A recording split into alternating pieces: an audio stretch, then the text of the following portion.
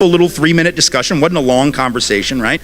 But it was enough to let her know that history matters and that the things that she sees didn't just happen, that they're the result of certain policies. Because here's what's interesting about that area that we now like to call the ghetto. The reality is the ghetto was created, and public housing in particular was created not for poor black people. It was created for poor white people. And in fact, for the first several years of public housing, people of color couldn't even get into public housing projects. They were essentially segregated by race. Only poor white folks could even live there. And then what happened is the government created some new programs under the FHA program, the VA loan program, later on the GI Bill program, which allowed those same white folks who had been poor and struggling to leave public housing and to leave urban areas and to hustle it out to the suburbs where only we could live, or to the smaller towns where only we were going to be welcome. So what's interesting is that the hood became the hood because only people of color now were allowed to live there. White folks were literally being subsidized by the government to move to the suburbs. The white middle class, and make note of this, was built by government. Government programs that underwrote those loans because those families could not have afforded a loan otherwise. They were able to get one because the government underwrote the loan and guaranteed the loan in case of default, but only for people of color. Only for white folks. People of color, by and large, couldn't get in on any of that. So white folks were able to move, people of color were not. Certain neighborhoods deteriorated economically, other neighborhoods went up in value. At the very same time, the government was doing what they called urban renewal, which meant they came through black neighborhoods and Latino neighborhoods, and they built interstates right through the heart of the community, right? Knocking down black homes, black apartments, knocking down black-owned businesses all around the country. Between 1950 and 1970, about 1 in 5 apartments or houses lived in by black folks was knocked to the ground for economic development purposes, even though people of color couldn't benefit from almost any of that economic development. So that's how our communities come to look the way they look. But if we don't know that, and if I don't tell my daughter that, but maybe, let's say I don't tell her because I don't know. What if I don't know the history? What if I don't do this work and therefore don't know the answer? What do you think my daughter is going to assume is the answer? What would you assume is the answer? You know what we would assume if we're not taught the history? We would default to the position of this culture, which says what? Wherever you end up, it's all about you. So if you're living in a poor neighborhood, it's just because you didn't work hard enough. And if you live in an affluent neighborhood, it's obviously because you're smarter, right? The default position of America is this notion of rugged individualism and meritocracy, and wherever you end up is all about your own genius, your own effort, your own morality, your own cultural ethics. That's what we believe, and we believe that even though there is no such thing as a rugged individual in the history of human beings. How do I know that? Very simple. We're social creatures by definition. We've never lived in isolation from one another. We've always lived in families and tribes and communities, nations, right? If you ever meet someone who's actually a rugged individual and hasn't been raised in a social context, you need to get the hell away from that person. They would be like a feral animal, right? They would be wild. It'd be like being raised on an island by a porpoise. They wouldn't even know how to have language. They'd probably try to eat you because they wouldn't understand there's like a taboo against that, right? You need to get the hell away from anybody who's actually a rugged individual because there are no such thing. And certainly, let me just say this, if you inherited $200 million from your daddy's real estate empire, you sure as hell are not a self-made anything or a rugged individual. You might want to write that shit down.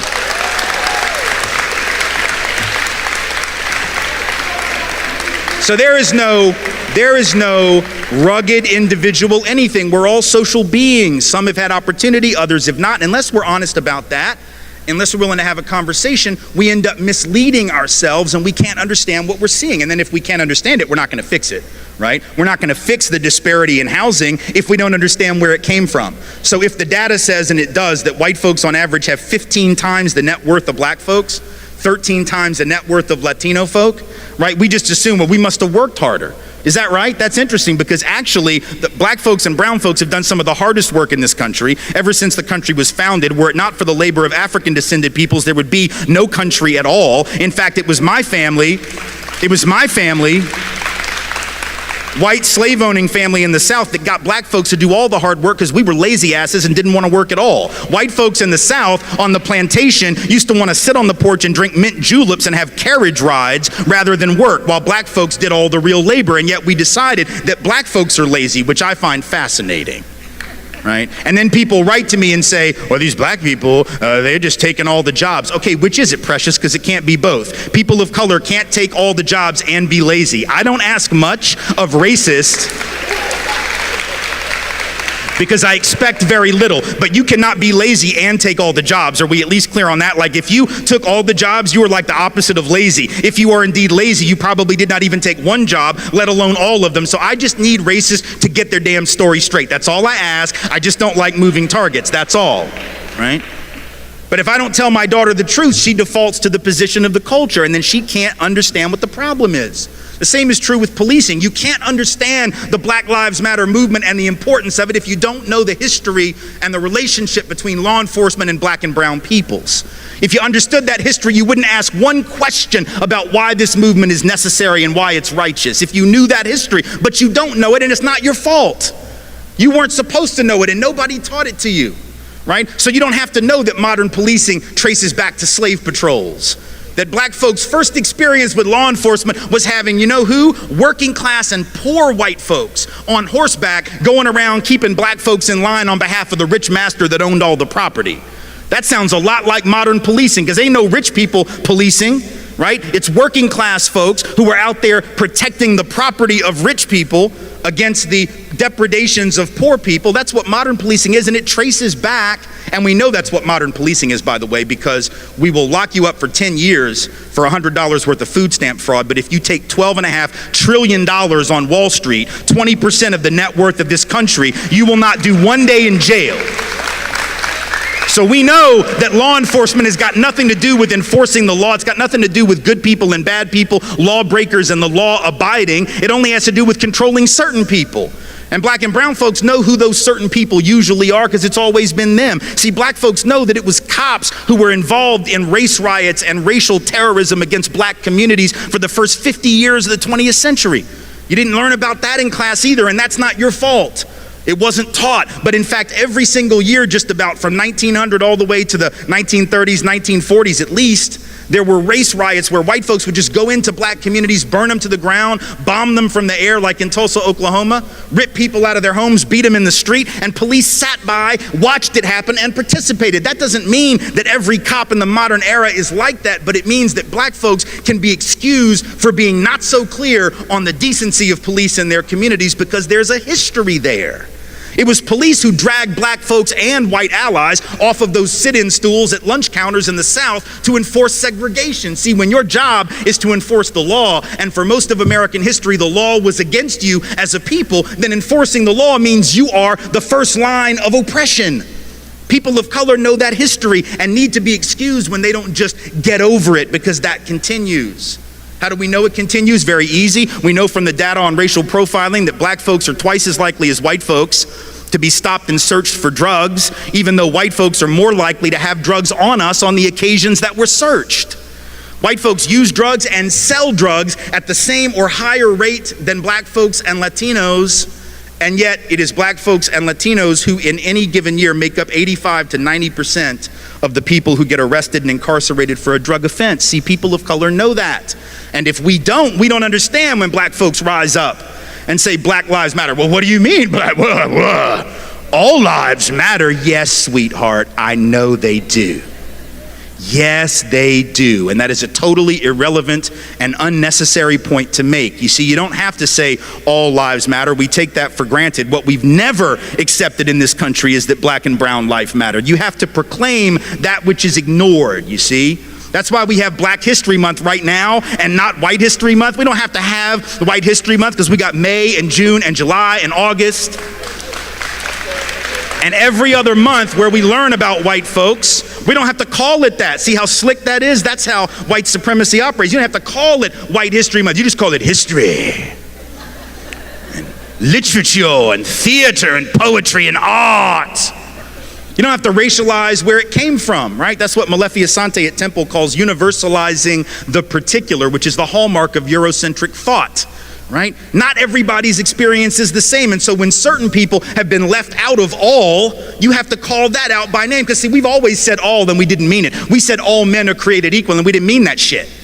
Right? We didn't mean women, but we didn't even mean all men. We said all, and it was a lie when we said it.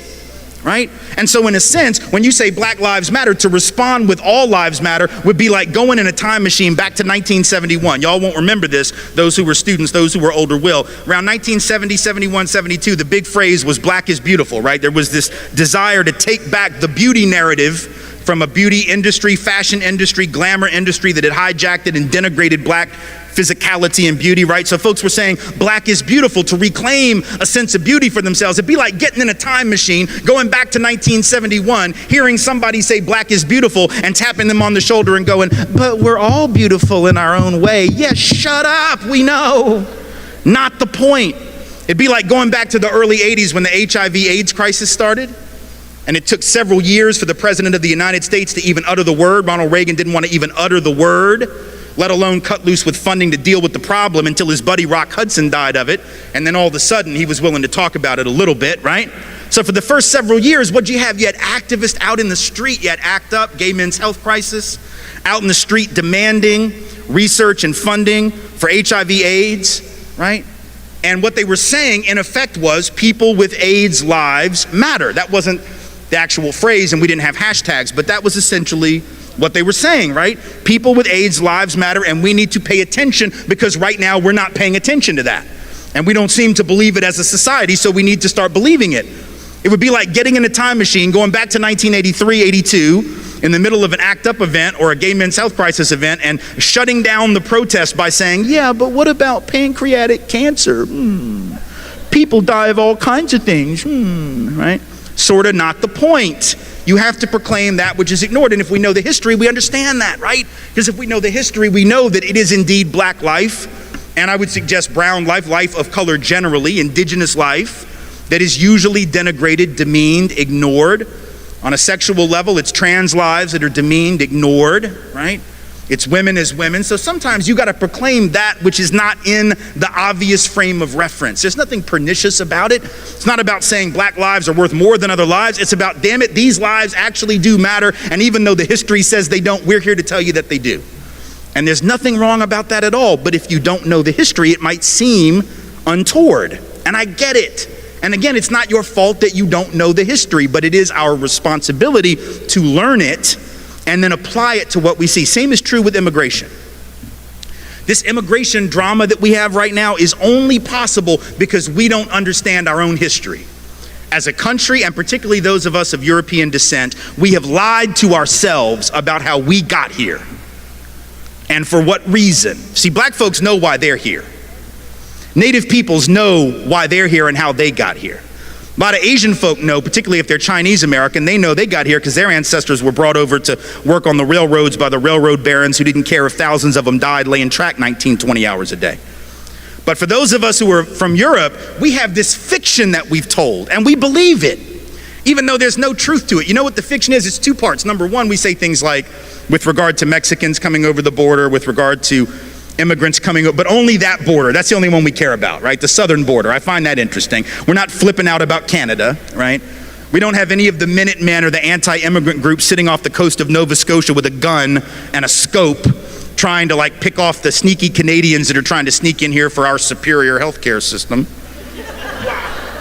which after all would be a pretty stupid thing to do. But in any event, we only care about that one border, forgetting for a minute that that border was created at the end of a war that was started on false pretense by this country, after which we jacked half of their country.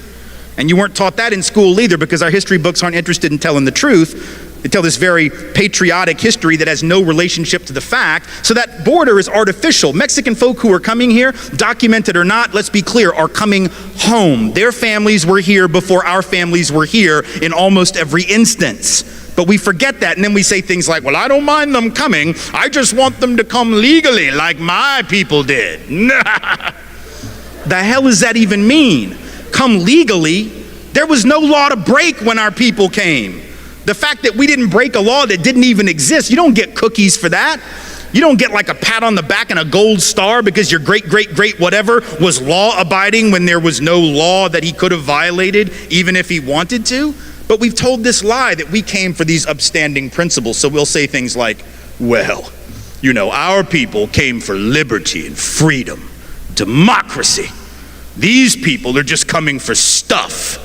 They're just coming for jobs. They're just coming for health care. They're just coming for stuff. We came for high-minded principle, right? Because we believe that. What kind of third grade version of American history is that, right? Like when Donald Trump says, well, Mexico's not sending their best. What the hell, you think Europe sent their best? Europe, no, our people were the losers of Europe. I'm not trying to be an asshole, I'm just telling you the truth. Like, our people were the losers of Europe. The winners didn't get on the boat. You understand what I'm saying? The winners didn't leave. Why the hell would you leave if you were winning? Only the losers left because they had no choice. They were dying, they were starving, they couldn't support their families. A lot of them were convicts who were sold into indentured servitude to work for rich European people. They were barely above the level of a slave themselves. The idea that we had we didn't believe in liberty and freedom.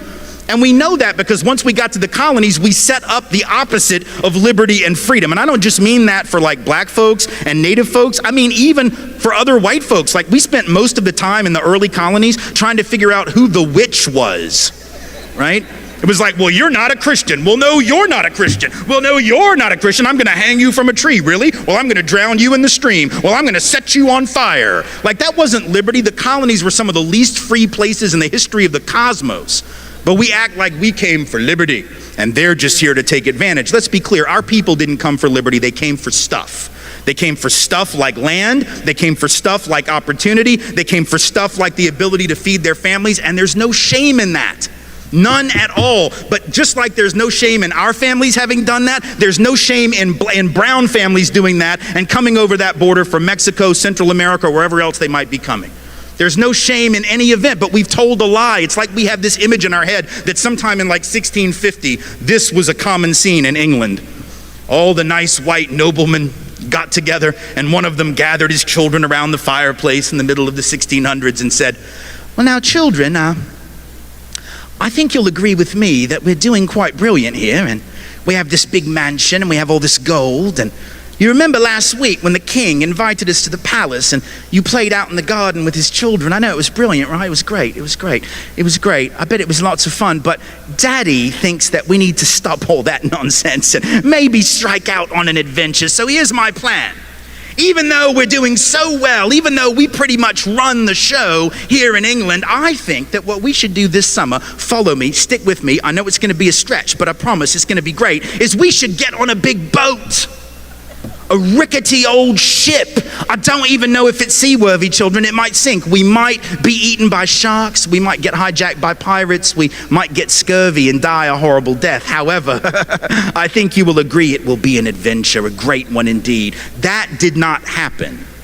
Noblemen didn't leave. Those who were doing well did not leave. Only the losers got on the boat. People say things like, well, my family came over on the Mayflower. Okay, sweetheart, you might not want to talk about that. If you actually knew who was on those early ships, I'm not sure who was, but I know who wasn't. The king. The king was not on that ship. Nobody the king really wanted to keep around was on that ship, right? So our inability to see this, though, understand the importance historically. If we don't understand that we came for the same reasons that folks come today, be they documented or not, then we can't see them in us, and we can't see us in them. And that's why we have this drama, because we're spending all this time pretending that our motivations and our even human decency and ethics are different when they're not, you see. This is why history matters so much. We can't fix any of these problems, whether it's immigration issues, whether it's criminal justice issues, whether it's wealth disparity, all of that. We can't do anything about that if we're not willing to understand history. But let me close with this. And it's a point that I think needs to be made, because sometimes when we talk about racism and we talk about the heavy weight of history, sometimes people assume that there is an attempt on my part or other anti-racist activists or educators' part to instill guilt in white people. I have no interest in white guilt, none. And people of color surely have no interest in white guilt. Guilt will not liberate anybody from anything. It will not liberate any of us from systems of inequality. It isn't about feeling guilty. It's not even about white people per se. It's about whiteness as a system, right? Sometimes people get tripped up on that, right? And they think like, oh, you hate white people. Actually, let me be clear. I love me some white people. I totally, absolutely love me some white people. Like, my wife is white. I totally love her. Those daughters that I've been telling you about, they're white, because that's what happens when white people make babies. I love them.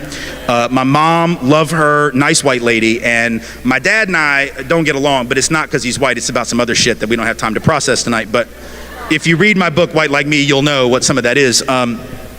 We don't have to talk about that. It's not about white people. It's about whiteness. It's about a system of white supremacy that has turned us against one another, right? And so I want to tell you a story that tries to explain the difference between guilt and responsibility, so you'll know what I mean when I say those things are different, because it's one thing to say that, it's another thing to really understand why. So let me just share a brief story with you, and then I'll take questions, and I'll let you out of here, and I'll be happy to sell you some books if you want one, because I got a college fund to pay for. So, feel free to come buy some merchandise. But anyway, the story is not about racism, so that part of the speech is over, right?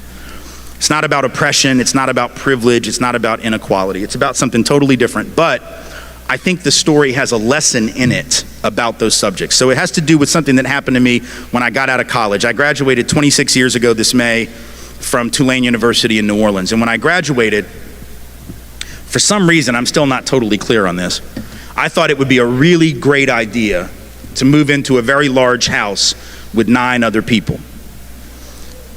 Let me just give you a little life advice, all right? Like, if you haven't already figured this out, okay, do not think for 1 minute that it is ever a good idea to move into a very large house with 9 other people. It usually is not nearly as fun as you think it is going to be. It has all kinds of problems, but we didn't think about any of those. We thought it was going to be great.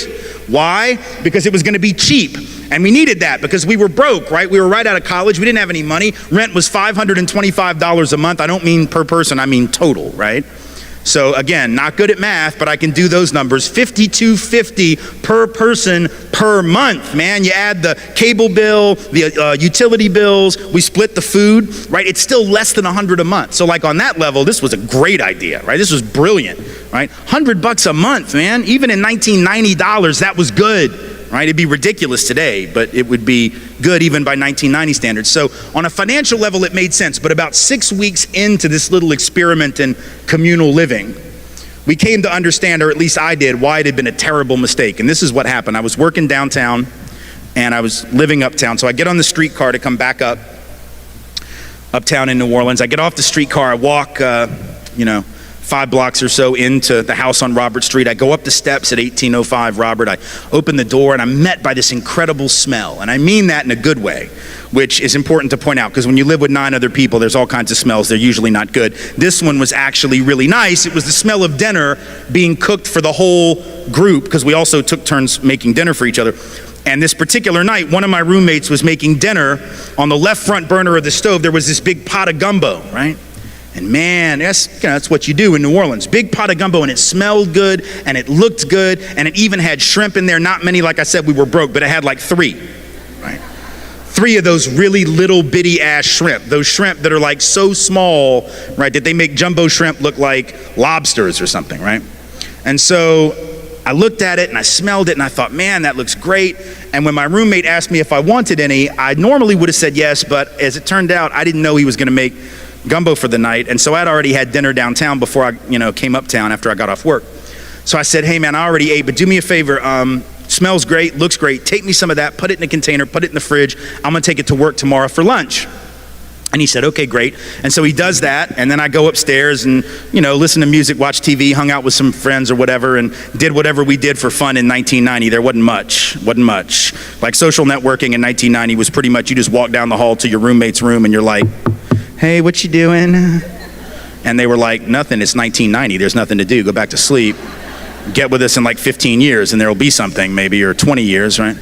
So we all sort of go to bed early. I went to bed sort of early, woke up the next morning at like 7:30, came downstairs to get some coffee, get ready to go to work, and I noticed that on the left front burner of our stove was still the same pot of gumbo. And man, it did not smell as good or look as good as it had the night before.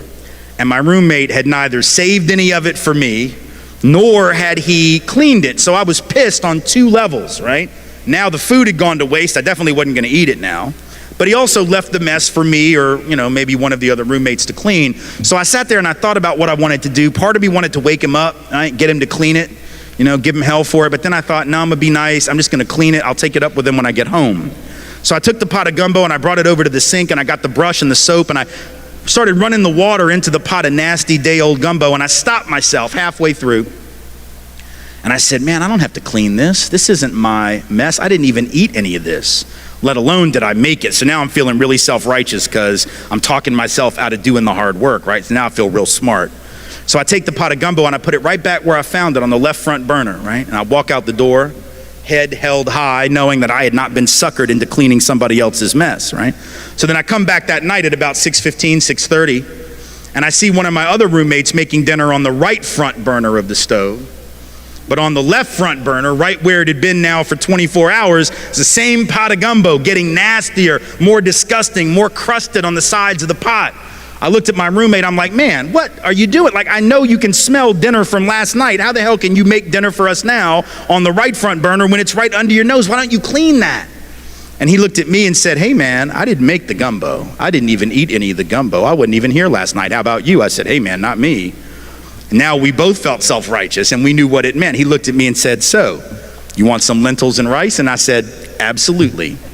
So I piled up my plate with lentils and rice. I ate my dinner. I wiped off the dish in the sink, cleaned it, dried it, put it in the dish rack, went upstairs, hung out with the roommates, did whatever we do for fun in 1990. Once again, went to bed sort of early. Woke up the next morning. I'd forgotten to set an alarm. Wake up about 7. But here's a tip. If you're living in a house where a pot of gumbo has been sitting on the left front burner of the stove for what is now 36 and a half hours, you are not going to need an alarm clock to wake your ass up. You are going to be awake, right? Because the smell is going to find you. It is going to crawl out of the pot of gumbo on the legs that it grew overnight. And I'm not speaking in metaphor, English majors. I mean that shit literally. Like the stink is gonna grow feet and legs, and it is going to crawl out of the pot, across the kitchen, across the living room, up the stairs, down the back hall, go under your door frame, and it is going to find with the precision of a laser that thing on the front of your face you call a nose, and you will be awake. And now I was pissed because I knew what the smell meant, right? I knew what was waiting for me on the left front burner, having not been cleaned by anybody, least of all the guy that made the gumbo. So I open my door real loud. I start stomping down the hall, hoping to wake people up, hoping to let them know just how displeased I am. Live with 9 other people, cannot find one of them. And the guy that made the gumbo's like, where's Waldo? Nobody knows where in the hell he went. He just made the gumbo like a practical joke and disappeared, right? Just wanted to see how long it would take for somebody else to clean up his mess, I guess. And I get down to the bottom of the stairs. I look across the living room into the kitchen. I see the pot of gumbo, and I'm pretty confident the gumbo saw me, right? With the eyes that it had also grown. It was evolving right there in our kitchen very rapidly, yes? And it was at that moment, not one moment earlier, but definitely not a moment later, that I came to understand maybe the most important lesson I'd ever learned about any subject. And what was it? The lesson was it didn't really matter anymore who made the mess. Didn't really matter anymore who was the author of all this unpleasantness, as the old saying goes. The only thing that mattered was that I was tired of living in that nastiness. I was tired of living with the residue of somebody else's actions. I was not to blame, but I had to take responsibility, because if I didn't, it may not get clean. You see, and the same is true with human society. When we decide that we will clean up the residue of what other folks left us, even though they did it without our permission and without our involvement, when we decide that we're tired of living in that, we will clean it. Not because we are to blame, not because we are guilty, but because we're the only damn ones left. Thank you all so much for being here. I appreciate your time. Hi guys, welcome back to my channel. My name is Furaha. For those that are joining us for the first time, thank you so much for making time and being here to watch this video to this point. Now guys, I hope that you are keeping safe from wherever you're watching me from. I don't know what time you're watching me from. Good morning, good afternoon, good evening. And guys, those that have not subscribed to my channel, I'm kindly requesting that you do that as soon as already. And for those that have subscribed to my channel, thank you so much guys for always being part of this amazing family, for the support that you give me. You know, you encourage me to keep making these videos. And for those that actually leave comments after watching, thank you so much guys. I adore you, I really love you, and thank you so much for the mad support. Now guys, on today's video we're talking about Dr. Tim Wise and what he thinks about black people and the things that black people have gone through over the years. And there's a lot of things that are there to discuss. I hope that you have watched the video and you have understood or captured a few things here and there. Now I will only address 3 of those things that he has talked about, in case you did not fully get what he was referring to, or you did not manage to watch the whole video. Now, that is really the essence of a commentary. So yeah, so the first thing that I'm going to talk about is the issue of color blindness, and he talks about this with regards to white people. He's discussing this in a way that is supposed to teach the white people, and especially the fact that he had the white audience with him at the point where he was making this speech. He's basically trying to show them the importance of just seeing color, and there's nothing wrong about seeing color. There's nothing wrong about you acknowledging the fact that I am black. There's no problem with an African American or a black person seeing that the other people are different and that they are white. Yeah, so basically what he's saying is that seeing color is not wrong. What you do with that information is where the problem is. Now, white people use that as a way of trying to make themselves look as if they're not racist. And you see, simply you saying that you do not see color does not help. Yeah. So for most white people, they use this as a scapegoat, talking about we do not see color, and they think that people will actually buy that and think that they are not racist simply because they say they do not see color. That is not even true. And you see, for those people that actually thought he's talking about seeing color in the essence of you see, like how men do not actually get the color. For ladies, you can be talking about blue, but you're not talking about the same blue. You're talking about sky blue. Someone is referring to turquoise blue. Stuff like that. We're not talking about that kind of not seeing color. We're talking about where someone decides that they're using that as a scapegoat to show that they are not racist. That is not true. And black people have said it countless times that it's okay to see that I am black. Yeah, it is what you do with that information that is wrong, because once you realize that this person is actually black and their skin is not the same color as yours, what then do you do with that information? Yeah, you have to see color and then don't do anything wrong about that, and then that will be okay. Yeah. The second thing he talks about is the issue of people always asking black people to stop talking about racism, to stop talking about the race issues. Yeah. Now, I have gotten those kind of comments myself when I was making videos for you in the past. I still get some of them these days, where someone is talking about you should stop talking about issues of black people. You should stop talking about racism because the racism ended a long time ago. Now, this is just to remind you that is watching me as a white person that racism did not end. If it did, we would not have a point to making these videos. We would not have, we would not be making time for this. Now, racism is still ongoing, and black people are the ones that are experiencing it. So they are the only ones that are actually in a good position to tell us if it is still ongoing or not. And as from what they say time and again, is that racism is still there. They're still experiencing hostility from white people. They're still being discriminated upon at workplaces, in schools, in churches, and we have done videos here practically where we have seen preachers, pastors talking about they do not want black people in their churches. We have seen those things happening. So that is just to tell you that racism did not end. This thing is still going on. And if you have not been racist yourself, or maybe you do not know that you have been racist, then just make sure to think it through, maybe interact with black people. And if you find the honest ones, they will tell you what really affects them when they are around you. There's internalized racism where you do not know that you're actually offending someone, and you are. So that should explain to you that racism is still ongoing. So the encouragement is that people should still talk about the issues of race. You should talk about it enough times that people will realize that it is a problem that needs to be addressed. It is a problem that needs a solution, because if we go on like this, the world will never change. Things will remain the same. Yeah, you do not do the same things and expect different results. It will always be us talking about these things, and there's no result. There's more racism and more racism, people being discriminated, people committing suicide because they have undergone racism and they are unable to take it in anymore. Yeah, so please, let's make sure that we keep talking about it until it's gone. Yeah.